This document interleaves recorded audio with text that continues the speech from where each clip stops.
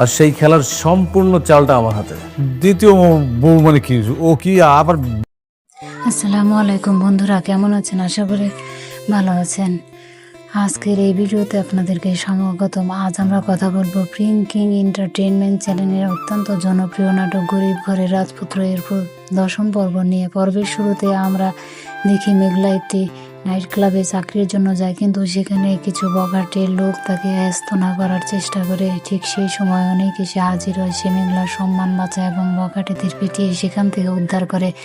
কিন্তু মেঘলার প্রতি তার এই ভালোবাসা কি আসল ছিল, নাকি মেঘলাকে উদ্ধার করলেও তার বাবার সামনে মেঘলার চরিত্র নিয়ে মিথ্যা অপবাদ দেয়? অনেক অভিযোগ করে যে মেঘলা নাইট ক্লাবে গিয়ে আজে বাজে কাজ করেছে, অথচ মেঘলা গিয়েছিল তার অসুস্থ বাবার চিকিৎসার টাকার জন্য চাকরির খোঁজে।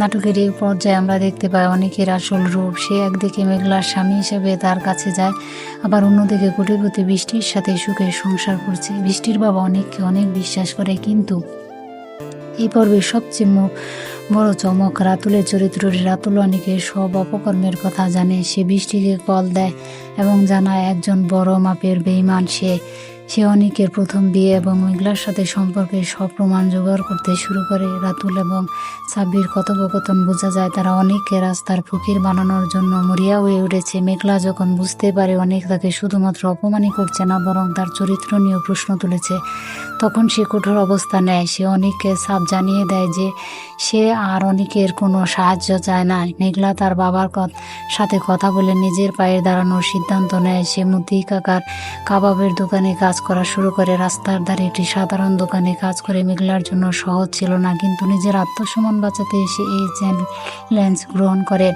এখানে মেঘলার অভিনয় ছিল অত্যন্ত প্রশংসনীয়। রাতুল যখন বৃষ্টির সাথে দেখা করে তাকে সব জানিয়ে দেওয়ার জন্য চেষ্টা করে, তখন সে তার অতীত নিয়ে ভুলে যায়।